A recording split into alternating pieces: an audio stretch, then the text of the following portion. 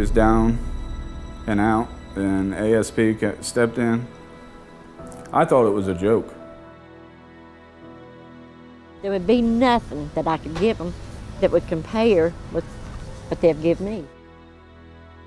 You all are about the greatest people ever. I appreciate y'all very much. May God go with you wherever you go and let you reach other people the way you've reached us and leave an impression in their life like you've left in ours.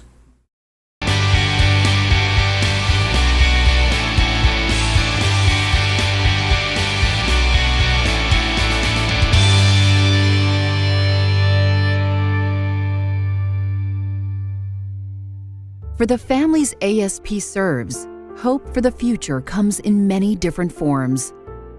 The writer of Proverbs reminds us that unrelenting disappointment leaves you heartsick, but a sudden good break can turn life around. That's real hope. When Vicky's house was destroyed by fire and her former husband announced that he had let their homeowner's insurance lapse, she was devastated.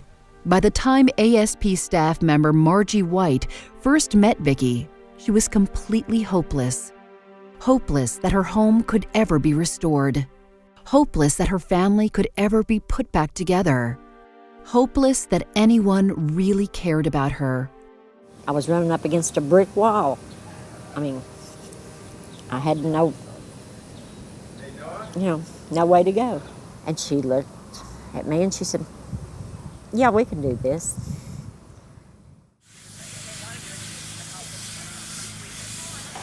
All these guys are finished painting the back room in here. Oh. All right, that's the last room. We got to get fully painted still.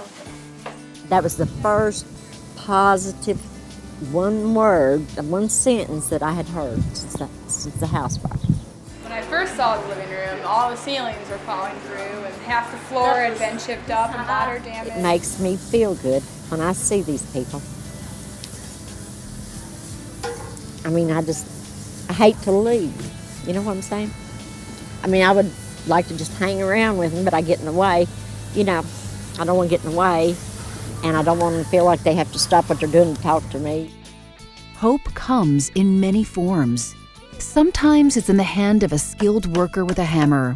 Sometimes it's in a simple hug or a bright smile. Sometimes it's in the understanding that youth, ASP's primary volunteer base, are ready, able, and willing to look beyond their own interests to the interests of others. They have this view of youth that, today's youth are good for nothing and they're only out for themselves, and then these volunteers come and are giving up a week of their time to make somebody else that they've never met's house better, and their view changes. Watching the final touches being put on her completely renovated home, Vicky reflected on all the relationships that had been formed during a 6-week period of work to restore her home. I'm going to keep a big scrapbook because I don't want to forget these faces. Especially kids amaze me.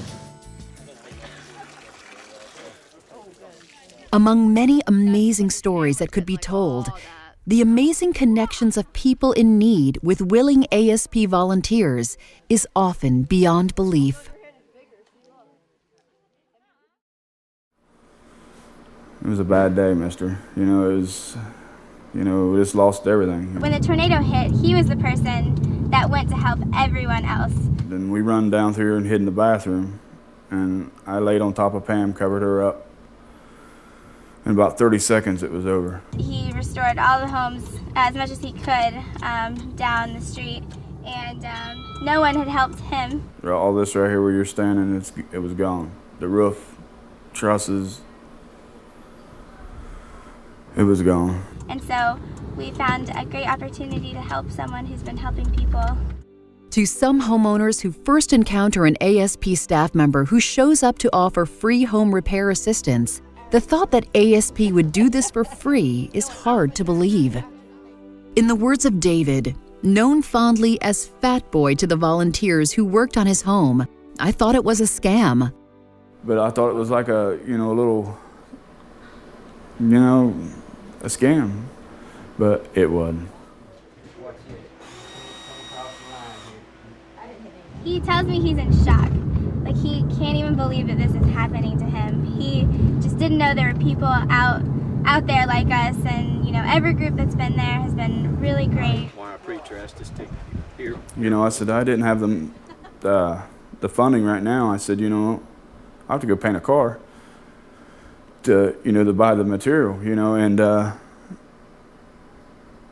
was a miracle that she said, no, we will buy that drywall. I was like, what? She said, you know, no, we will do it and bring volunteers in.